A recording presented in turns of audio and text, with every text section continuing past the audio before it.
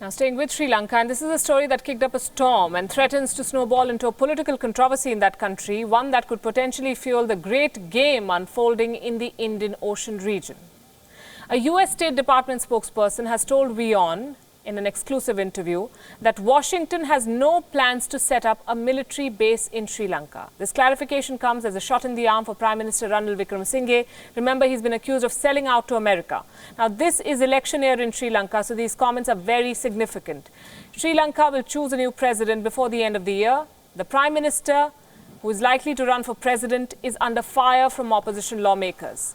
They accuse the PM of allowing the US to expand its footprint on the island to counter China's influence. A US State Department spokesperson has told Wion, and I'm quoting, "We envision benefits to both the US and Sri Lanka and to peace and security in the Indian Ocean region as a result of a strengthened defense relationship." The spokesperson says that the benefit of finalizing an updated Visiting Forces Agreement, or VFA, is that it will facilitate our ability to work together to support stability, humanitarian assistance, disaster relief and other shared priorities in the Indian Ocean region. But here's the important part. Washington reiterates that it does not plan to set up a military base in Sri Lanka.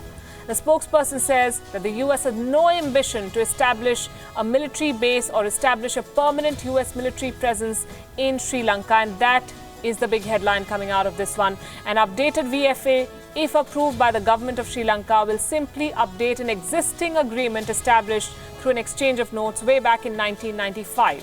So the American government clearly trying to downplay this updation, this deal. Sri Lanka is negotiating this new military cooperation pact with the United States. Replying to a question raised by a lawmaker, the Prime Minister had said that the Status of Forces Agreement, SOFA, was signed in 1995 by the government then, the government of President Chandrika Kumaratunga. It establishes the framework of US military personnel to operate in Sri Lanka. The other pact, known as AXA, the Acquisition and Cross-Servicing Agreement, was signed by then Defence Minister Gotabaya Rajapaksa in 2007. It was renewed in 2017 without making any changes. What the government is basically trying to say is that these are old pacts, they're just trying to renew them. There is nothing new in this, and the Americans will not set up a base in Sri Lanka.